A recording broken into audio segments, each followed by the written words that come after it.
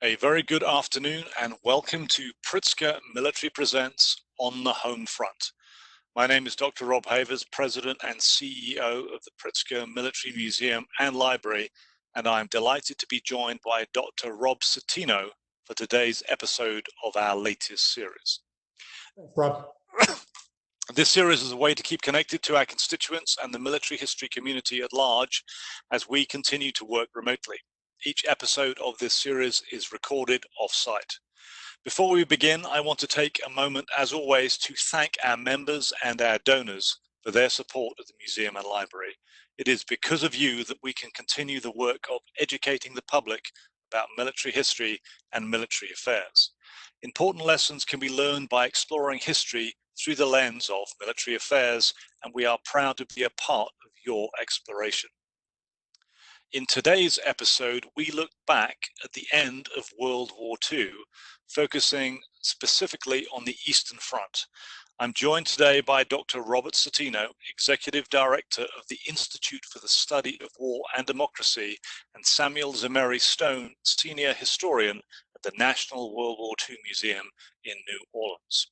He is an award-winning military historian and scholar who has published 10 books, including The Wehrmacht Retreats, Fighting a Lost War, 1943, Death of the Wehrmacht, the German Campaigns of 1942, and The German Way of War, from the 30 Years' War to the Third Reich, as well as numerous articles covering World War II and 20th century military history.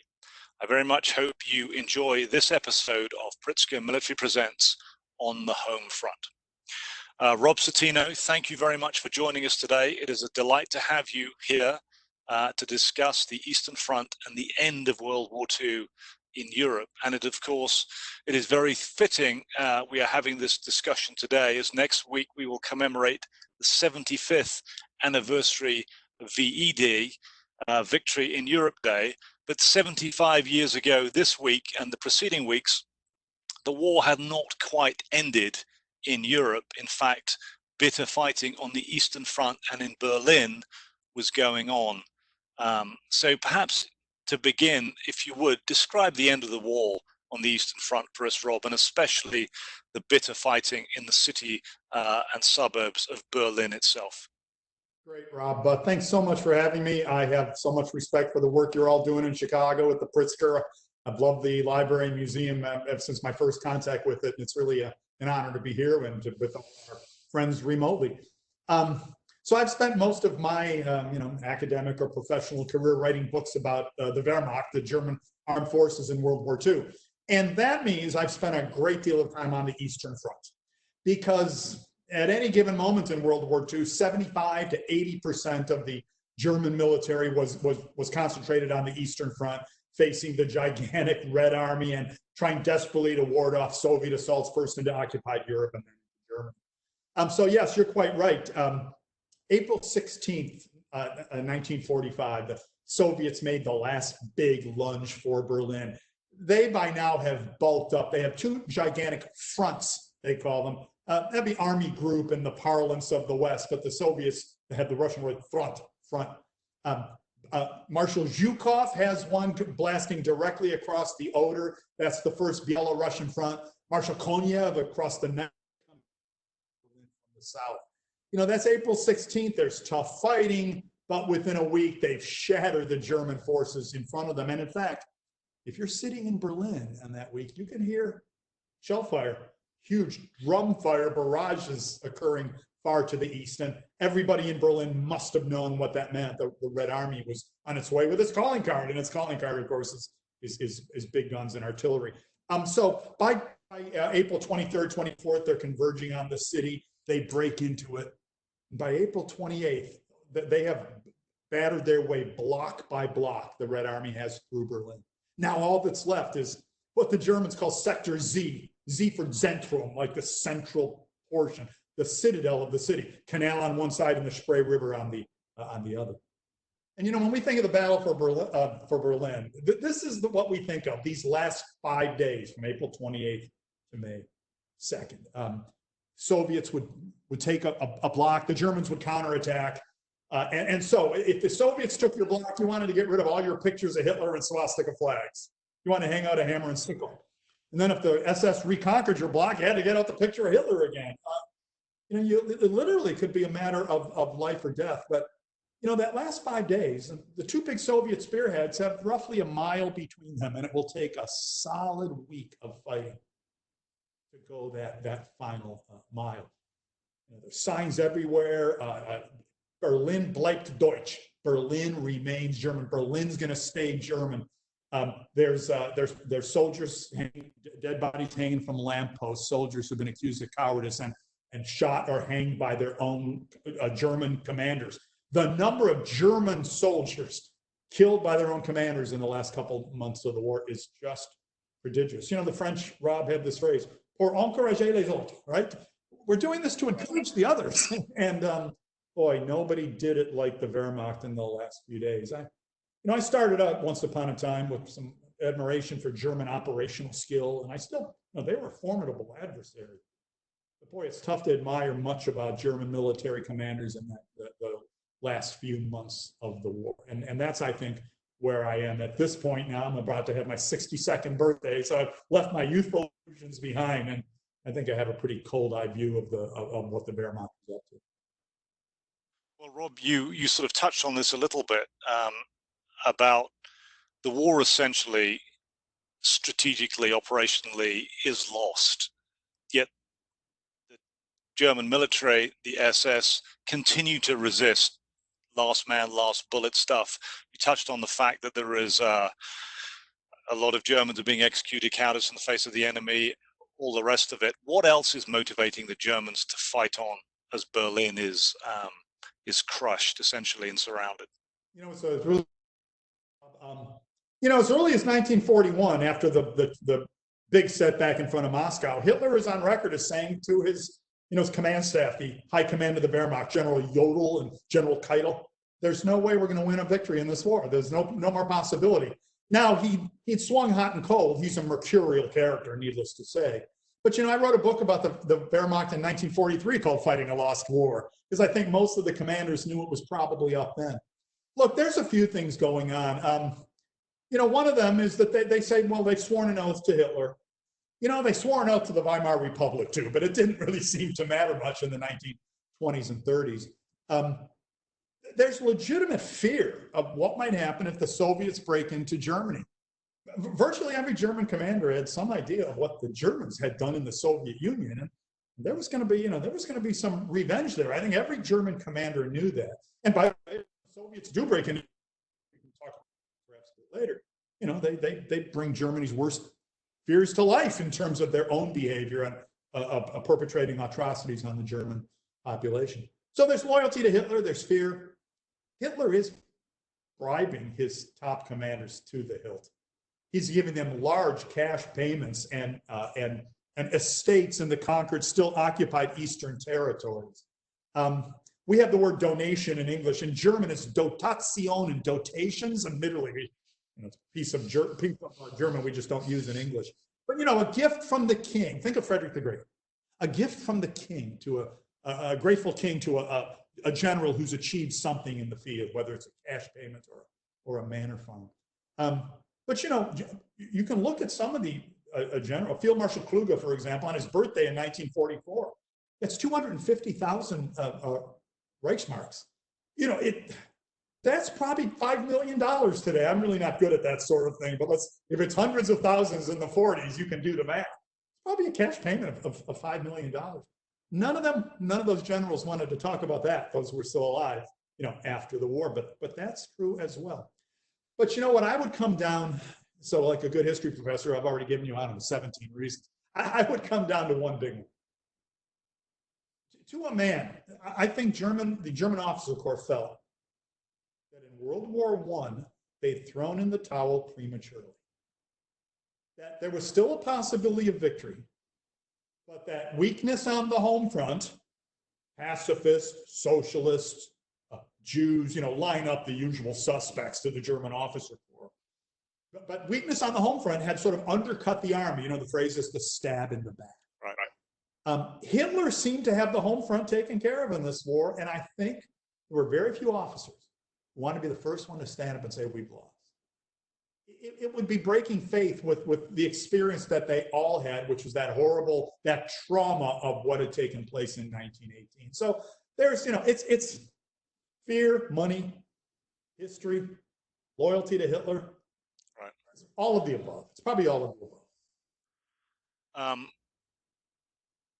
sure many of our viewers, and I'm sure you too, Rob, have watched the movie Downfall, where you see a great portrayal of Hitler at the last days of the Reich in the bunker, essentially moving imaginary armies around on the map and directing forces here and forces there, all from the confines of his bunker. Very little real sense as to the absolute strength of these formations that he's directing.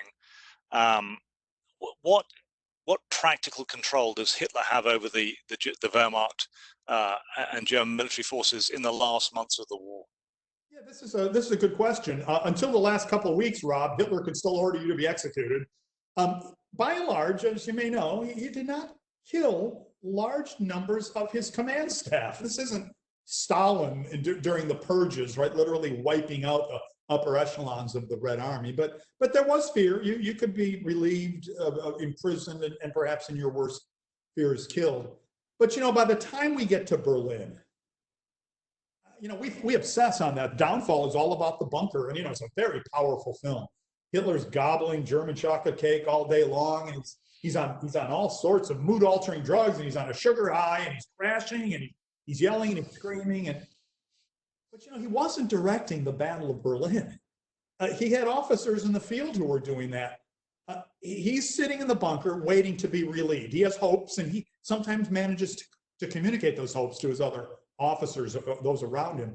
But he's waiting for Wenck's 12th Army to come in from the west, or Steiner's army group, a sort of army detachment from the north. Everyone knows those scenes. He's screaming, "Wo ist Steiner? Where is Steiner? He's supposed to be coming to my rescue."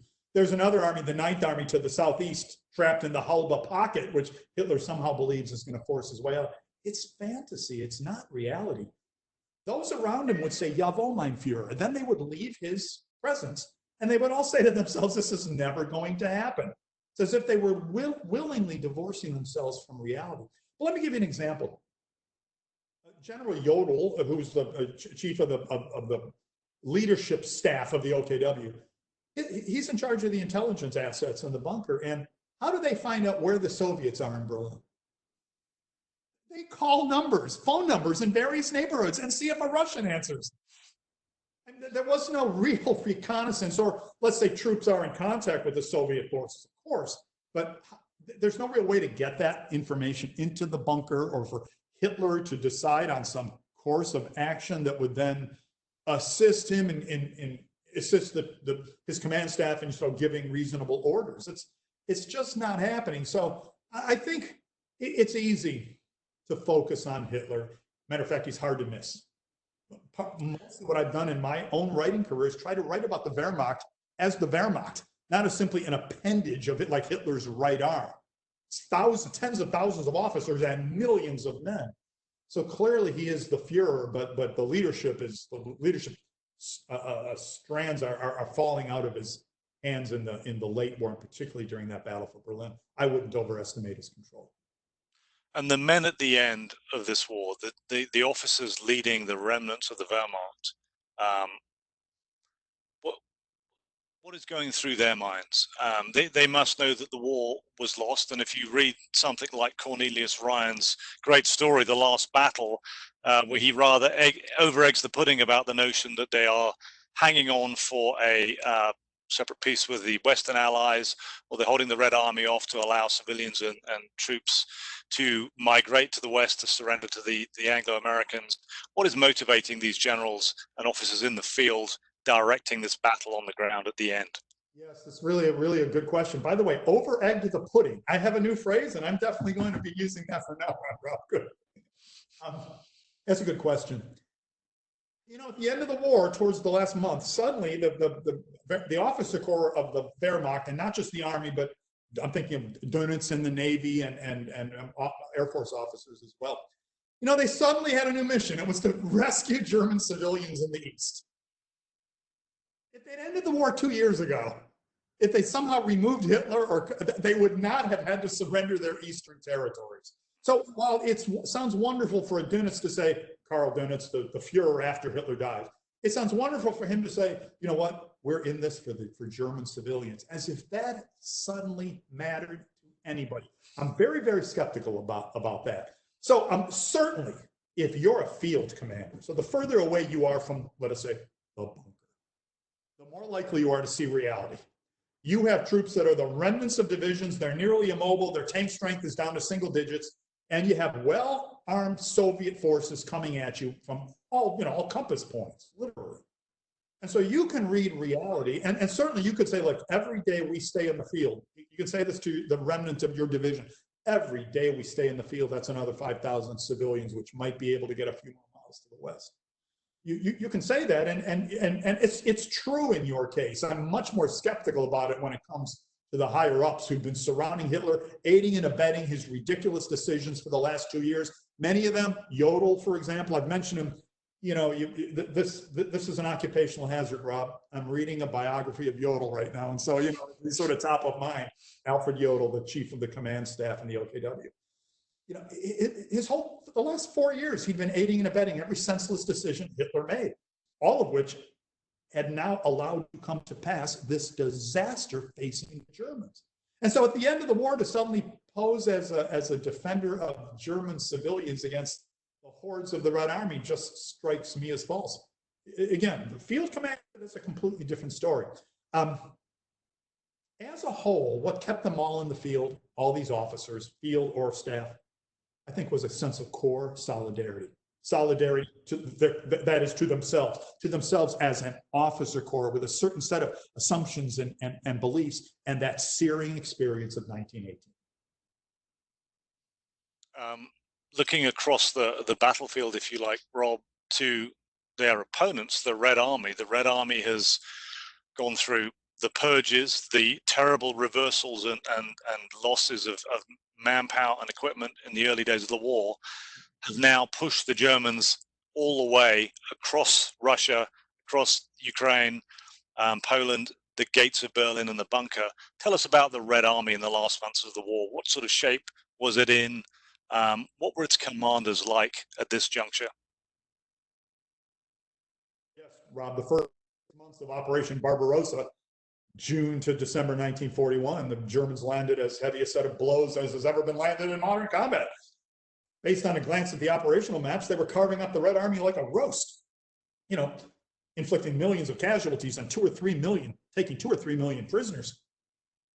But the Red Army in December of 1941 still had enough wherewithal, still had enough reserves of men, energy, weaponry to land that gigantic blow in front of Moscow. 16 or 17 fresh field armies still in the field after the Germans said the Soviets. Stalin overreached in 41. There'd been a kind of equilibrium through much of 42. The Germans landed some blows.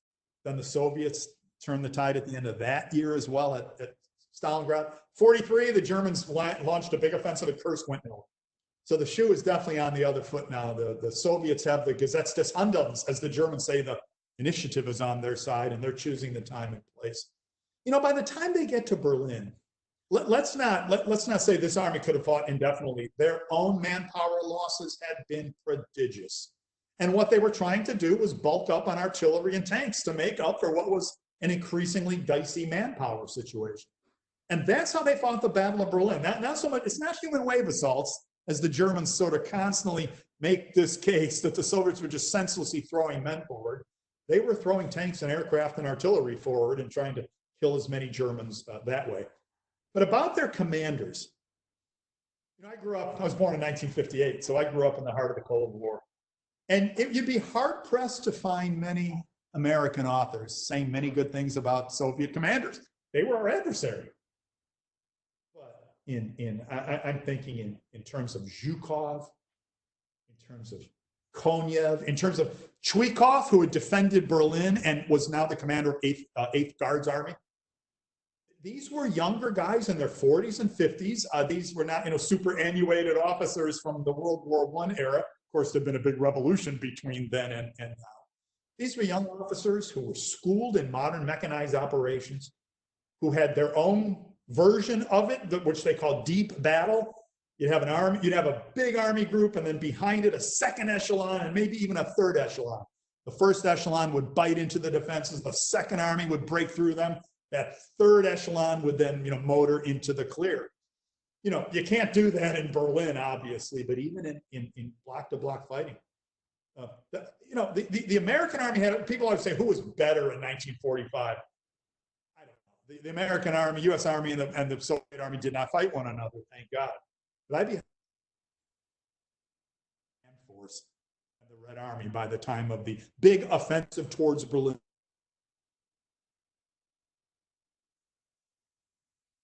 Yeah. There's also, Rob, there is a vast literature about Soviet atrocities. As the Red Army enters into Germany, East Prussia is the first bit of German territory that receives the Red Army. There is well-documented massacres at little village of Nemmersdorf. Some claims that they are exaggerated for propaganda reasons. On the Germans do that, and a lot of back and forth. What was the reality, though, of Soviet atrocities in Germany at the end of the war? Well, you mentioned Nemmersdorf, the small village in East Prussia. It's been mooted that perhaps the Soviets did that on purpose as a sort of an act of terrorizing local civilians to get them on the road and become refugees, and thus block off access for German units. But when the Soviets break into Germany proper, the big provinces, East Prussia, Posen, and then into Brandenburg and Berlin.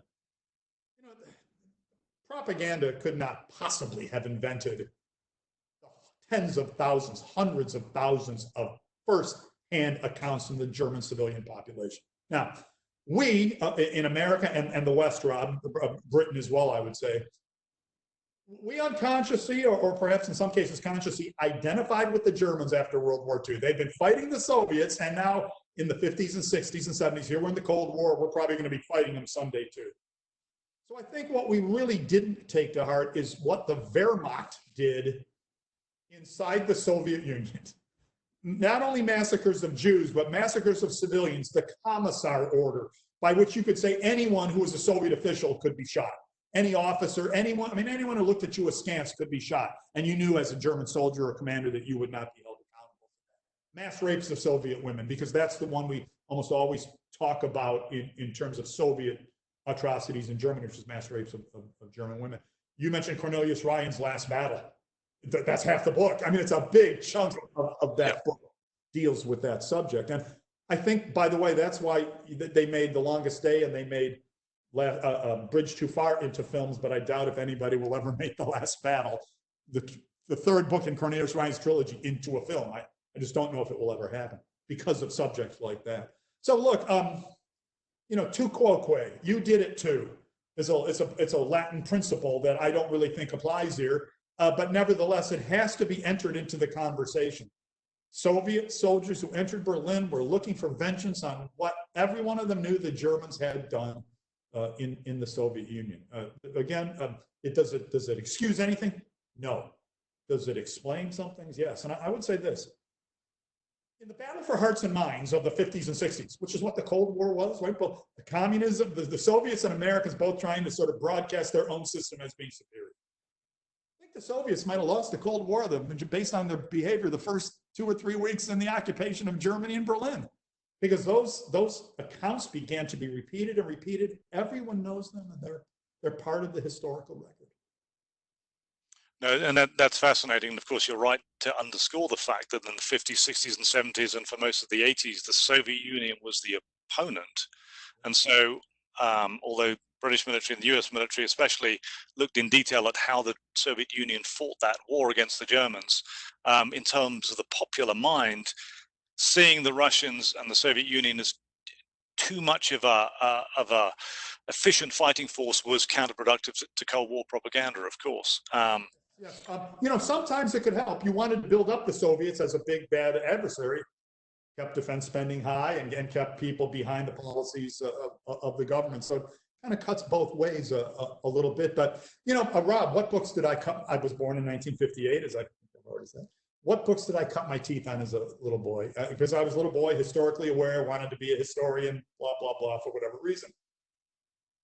I read the memoirs of German officers. I read Guderian, Heinz Guderian, Panzer leader. I read Erich von Manstein, Lost Battles.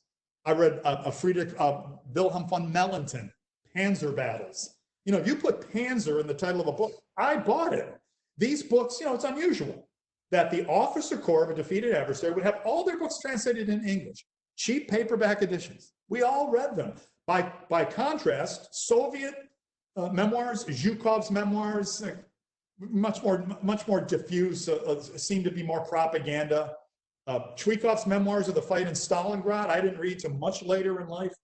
Even those books, that's where we all cut our teeth on World War II. And if you're a certain age, you spent the rest of your career trying to kind of, you know, free yourself from the things you read when you were 12. You know, I'm still a journey, you know, for me right now. You're absolutely right, Rob. I'm obviously a lot younger than you, but I think over my shoulder you can see Manstein's Lost Battles on the bookshelf behind me. Mine's right over there, right? Mine's right off camera, stage left here. We've got a few questions, so I'm just going to end on one particular incident. We talked a little bit about, and this sort of exposition of the treatment of civilians when the Red Army gets to Germany in part explains why the Germans fight so hard, and the treatment of Russian civilians by the Germans explains why the Germans are so adamant that this war is going to end in their favor. There's one particular incident at the end of the war, the Wilhelm Gustloff disaster. Can you tell us a little bit about that? Because it's kind of emblematic of what happens in these final months of the conflict. So, you know, the entire population of Eastern Germany, some of the occupied territories, but also German territories, Pomerania, Posen, and then again on into Upper Silesia and Silesia proper. The German population is on the march. They're carrying out what the Germans called treks, you know, loading everything you owned and bringing Oma and Opa and putting them on a sleigh and hopefully getting as far to the west as you could away from the onrushing Soviets. And, you know, one of the things you try to do is get to a port, and hopefully the Navy would then try to evacuate you to places where where you're safe from the Soviet threat. On January 30th, a big liner named the Wilhelm Gustloff took off from a port in East Prussia, probably with 7,000 to 10,000 people on board, just crammed, men, women, and children, a lot of children, maybe 4,000 or 5,000. Got out to sea on January 30th and was immediately torpedoed by a Soviet submarine. And it went to the bottom, and it probably killed, we don't know, 6 to 9,000 passengers on board that ship. The worst maritime disaster of all time for the record, but you know, also you said it's emblematic of the complete collapse of the Third Reich. The vengeance is now being visited, but it's not just on Hitler and his minions. Of course, Hitler escapes by committing suicide. He imposes vengeance on himself. But it's vengeance all across the board, and it's now being visited on German civilians. You know, war is horrible, and the Germans unleashed this war, and now you know you sow the wind, as the Bible says, and you reap the whirlwind. It's hard for me to say anything good about 9,000 civilians being drowned in the icy waters of the Baltic, but unfortunately it was part of the end game that would see Eastern Europe practically denuded of its 5 or 6 or 7 or 800-year-old German population. A big change in the history of that region. It absolutely is. Rob Citino, thank you very much. This has been fantastic. We have a couple of questions at least, I think. Yes, John, thank you so much. I'm actually going to share my screen to share a couple of these questions and make sure I get it right. So this is from Bo. Dr. Citino, Danny Orbach wrote The Plots Against Hitler, and he discussed the assassination attempts against Hitler. He argues that the Wehrmacht was still rooted in the Prussian military tradition, and the officers of the Wehrmacht were the ones who tried to carry out the assassination instead of the officers of Kriegsmarine or the Luftwaffe. Oh, thank you. Or the Air Force. Yeah. Yes. How much of the Prussian military tradition played into the Wehrmacht officers' attempts to kill Hitler? His attempts were well documented by Orbach. By the failed attempt to take Stalingrad and loss the German Sixth Army, how many of the Wehrmacht officers agreed that the war was lost and/or Hitler needed to be assassinated in order to save Germany? Oh, you're killing me here, man. That's a great question. It's a nice big fat question. You need to take a class with me sometime. We could draft this out, but it's a really good point. I agree with Bo, and I agree with Danny Orbach that the German officer corps, the Army officer corps, was still rooted in the old Prussian traditions. And those old Prussian traditions were about, disobey if you think it's the right thing to do. Frederick the Great famously said to General Seydlitz at the Battle of Zorndorf, when he was ordering Seydlitz to do something, and Seydlitz said, I'm not ready to launch my big cavalry charge. Frederick the Great said, I'm going to have your head. And Seydlitz said, after the battle, you can do what you want with my head. During the battle, let me use it in your service. So there's kind of a prickly when things get rough, you sometimes disobey. It was the Army Officer Corps who signed an armistice with the Russians in 1813, and thus sort of switched Prussia from fighting on Napoleon's side to fighting against him. That's been part of Prussian history for a long time. But let me say, when we talk about Prussian officers, German officers, army officers took part in the plot to kill Hitler, some of them did. Stauffenberg was a colonel, and so were most of the conspirators. They tried desperately to get a field marshal on board, Rommel or Kluge, but they couldn't. And so I think the top remained loyal. It might have been bribes. It might have been they were around Hitler and subject to his hypnotic appeal. It might have been that they simply didn't want to break faith with their leader. But the revolt against Hitler that resulted in the plot of July 44, middle managers. It was not the upper echelon. It was not C-suite. It was majors and colonels. All right, next from William. Rob, what's your impression of if the Red Army could have kept going in 45 or 46? Great question, William. I think I recognize that photo. I think I know who this William is. Yeah, the Soviets could have fought their way further west if there were no if the Western Allies had not invaded Europe in June of 1944.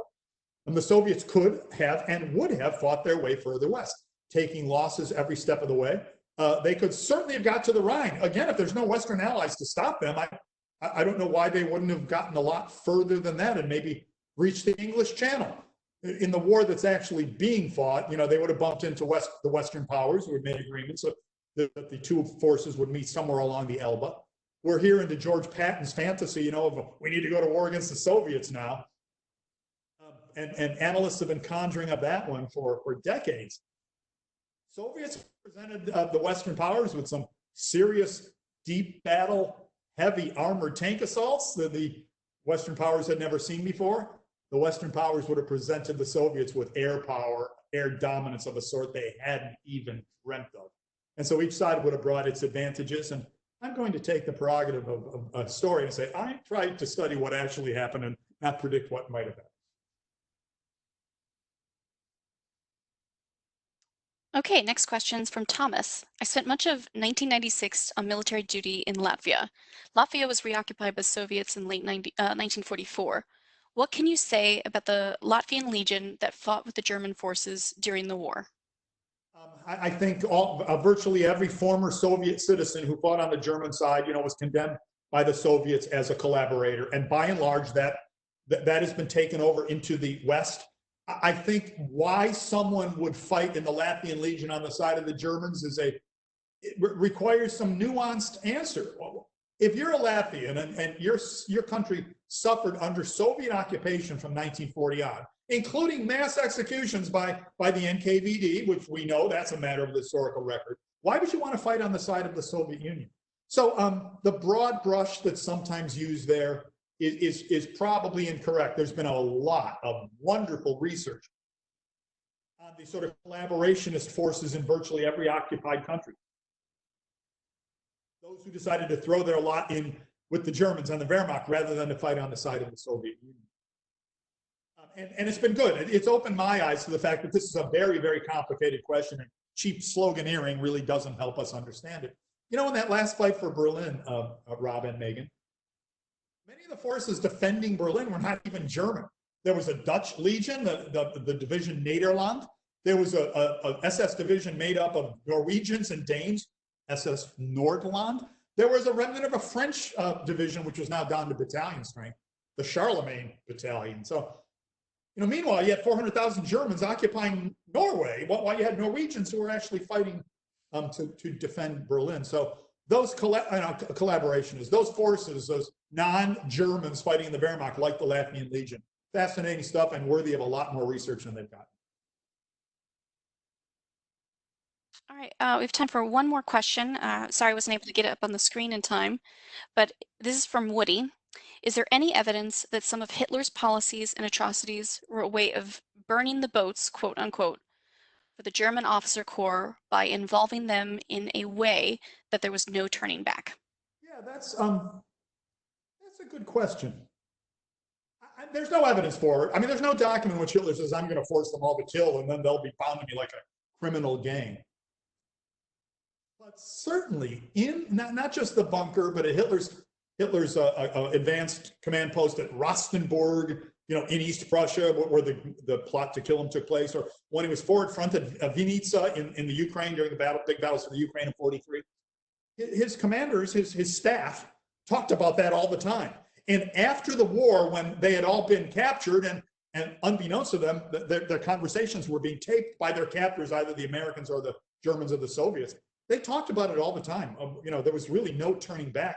Many of them knew a heck of a lot more about the Holocaust than they let on after the war, specifically the murder of the Jews, not just talking about atrocities in general, but the attempted genocide of the Jewish people.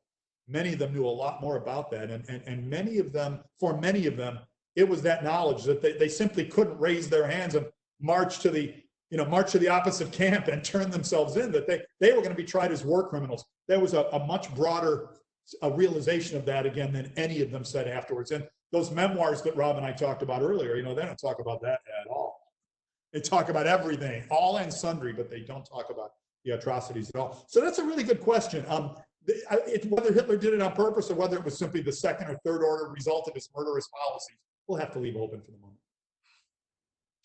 Well, and we will have to leave that, of course, for next time. Rob Citino, thank you very much for being with us today. Great discussion and great questions. Thank you to our audience out there in the ether for tuning in to this installment of Pritzker Military Presents On the Home Front. Please check back again on Friday for another episode with Dr. Michael Nyberg, this time discussing Ethiopia as the epicenter of the Second World War. Mike's a good friend of both of ours, and that's going to be a great show. I urge everybody out there in the ether to turn in on Friday. Absolutely, yeah. So thank you, Rob. And if you have enjoyed this program, be sure to visit our website for our latest virtual exhibition. Appropriately, the Allied Race to Victory, the air, land, and sea campaigns that ended World War II. As always, if you are looking for a more engaging content, our website has a long list of free videos on a host of thought-provoking topics. And if you are not a member of the museum and library already, please consider becoming one today to gain access to all of those hours of additional content. And during these challenging times, our membership community is vital to supporting our activities that help fulfill the mission and the vision of the Pritzker Military Museum and Library. Please visit us at pritzkermilitary.org to explore more content and sign up for our mailing list to learn more about episodes of Pritzker Military Presents On the Home Front. Thank you very much.